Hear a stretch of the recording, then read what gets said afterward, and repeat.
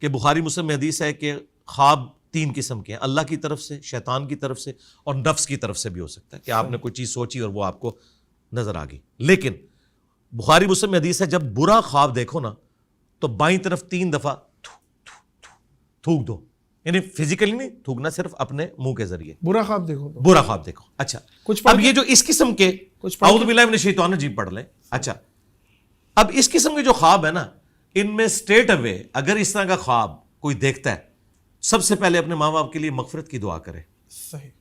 اس کے بعد ان کی طرف سے صدقہ اور خیرات کرے. صحیح. یہ بہت ضروری ہے، یہ حق ہے ماں باپ کیا تمام مسلمانوں کا. ربنا اغفر لنا ولاخواننا الذین سبقونا بالایمان. اہل ایمان کی نشانی ہے کہ ان سے پہلے جتنے بھی ایمان والے گزرے ہیں ان کے لیے دعائے مغفرت کرتے ہیں. اور ماں باپ کا تو حق قرآن میں ہے، رب ارحمہما کما ربیانی صغیرا. اے میرے رب ان دونوں پر رحم فرما جس طرح انہوں نے مجھے بچپن میں پالا تھا. آپ صدقہ اور خیرات کریں. سنن ابن ماجہ میں حدیث ہے ایک شخص کا مرنے کے بعد جنت میں ایک درجہ بلند ہوتا ہے. پوچھتا ہے یا اللہ یہ تو میرا عمل نہیں تھا. اللہ تعالیٰ فرماتا ہے تیرے بیٹے نے دنیا میں تیرے لیے استغفار کیا ہے، اس کی برکت سے میں نے یہ تیرا مرتبہ بلند کیا. یہ بالکل صحیح سند کے ساتھ حدیث موجود ہے. اور نبی الاسلام کے مبارک زمانے میں سعد ابن عبادہ جو خزرج کے سردار تھے وہ کہتے ہیں کہ میں سفر پہ تھا، پیچھے سے میری والدہ فوت ہو گئی یا رسول اللہ، مجھے بڑا قلق ہے، میں جنازے میں بھی شامل نہیں ہو سکا. میں چاہتا ہوں ان کی طرف سے کوئی ایسا کام کروں کہ انہیں ثواب ملے، تو کیا میں ان کی طرف سے کنواں کھدواؤں تو انہیں ثواب پہنچے گا؟ نبی الاسلام نے فرمایا ہاں پہنچے گا. اور سن نسائی میں بخاری میں الفاظ ہیں وہ سعد کا کنواں مشہور ہو گیا. سعد کا کنواں. جی جی جی. تو یہ آپ کام کریں، کسی غریب بچے کی کالج یونیورسٹی کا خرچہ اٹھا لیں، کسی غریب خاندان کا راشن والا معاملہ کوئی راشن والا کر لیں. اس طرح کے آپ معاملات کریں، صدقہ اور خیرات کریں. اور اگر والدین خواب میں نہ آئے تو یہ بھی پریشانی ہو جاتی ہے، خواب میں نہیں آئے. نہیں یہ تو کوئی قرآن و حدیث میں نہیں ہے کہ ماں باپ نے ضرور آنا ہے، آپ نے بس دعا کرنی ہے. ان کی قبر پہ بھی جائیں. نبی الاسلام اپنی والدہ کی وفات کے 50 سال کے بعد قبر پہ گئے، وہاں روئے. ہاں آپ بھی گئے ہوئے ہیں ماشاء اللہ تعالیٰ. صحیح مسلم کے اندر یہ حدیث موجود ہے. ماں باپ کی قبر پہ جائیں، قبر پہ بھی جا کے دعا کریں، گھر میں بھی دعا کریں. اچھا یہ دعا صرف ماں باپ جو مرے ہوئے ہیں ان کے لیے نہیں کرنی، زندہ ماں باپ کے لیے بھی کرنی ہے.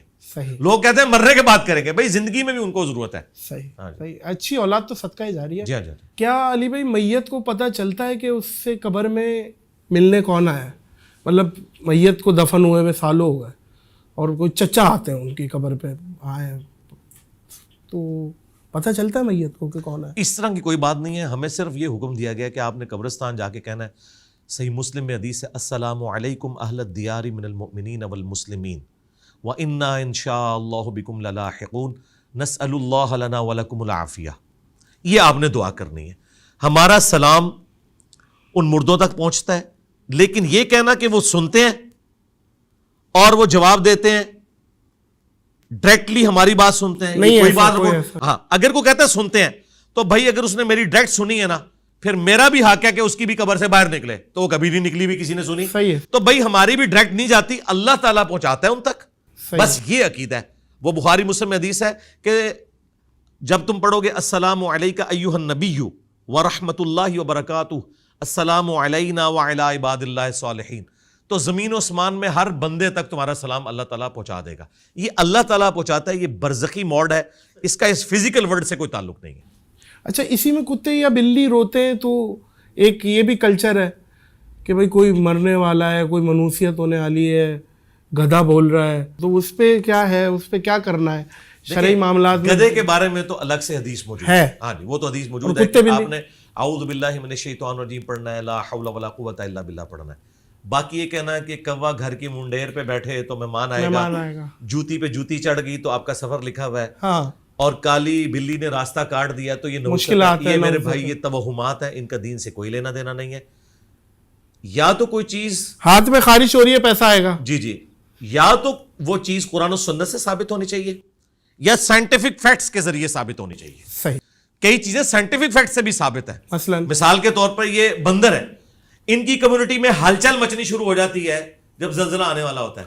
اچھا یہ ان کو علم غیب نہیں ہوتا، بلکہ یہ ہے کہ یہ جو زمین کی وائبریشن ہے نا ان کا سینسٹیوٹی کا لیول زیادہ ہے. آپ کو پتا ہے ہاتھی زمین پر پاؤں مار کے نا 40 کلومیٹر دور تک کمیونیکیشن کرتا ہے.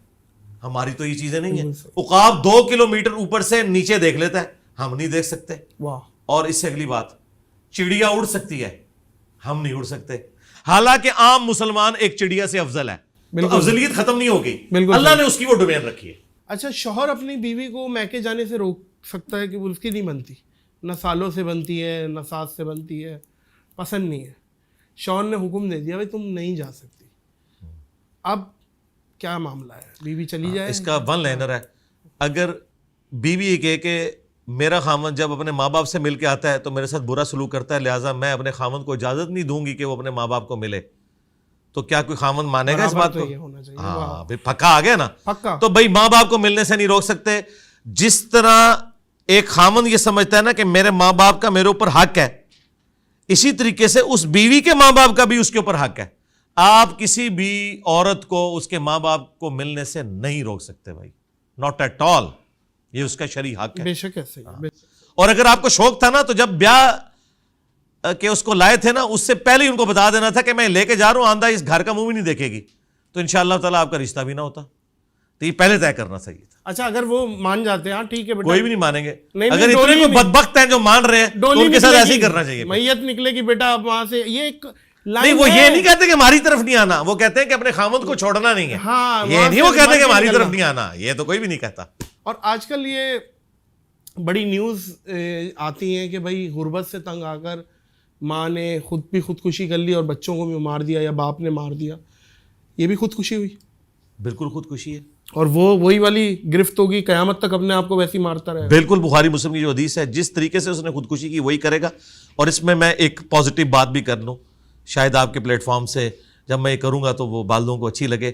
اللہ کے فضل سے ہمارا دیندار یا مولویوں کے طبقے سے لاکھ اختلاف, لیکن میں نے کبھی بھی کسی بھی فرقے کے دیندار بندے کو خودکشی کرتے ہوئے نہیں دیکھا, کیونکہ یہ چیز کم از کم ان کو کلیئر ہوئی ہے. جس طرح آپ دیکھیں کہ صحابہ کرام نے رضوان میں ہر طرح کے لوگ تھے, لیکن ایک جرم ایسا ہے جو کسی صحابی نے نہیں کیا کہ رسول اللہ کے اوپر کوئی جھوٹی حدیث باندھے, کیونکہ انہیں پتا تھا یہ گناہ معاف نہیں ہونا. نبی الاسلام کی حدیث ہے بخاری مسلم میں کہ جس نے میری طرف جھوٹ منسوب کیا وہ اپنا مقام جہنم میں دیکھ لے. بالکل اس طریقے سے دیندار جو طبقہ ہے نا, اپنی ساری کمزوریوں کے باوجود اس میں ایک پازیٹیو چیز ہے, وہ خودکشی نہیں کرتا. اور دوسری بات یہ ہے کہ وہ بھوکے رہتے بھی نہیں ہیں, کوئی نہ کوئی معاملہ ان کے ساتھ ہو جاتا ہے. یہ اسٹیٹ کی ذمہ داری ہے. یہ بعد میں تو سارے لوگ ہمارے این جی اوز والے بھی وہاں پہنچ جاتے ہیں کہ یہ دیکھیں یہ وہ رسی ہے جسے وہ لٹکا ہے. یار خدا کے لیے کیا تم ڈیٹرنس پھیلا رہے ہو, تم پہلے اس کو دیکھ لیتے تو خودکشی نہ کرتا. بعد میں تو سارے لوگ جا کے وہاں وی لاگز بنا رہے ہوتے ہیں.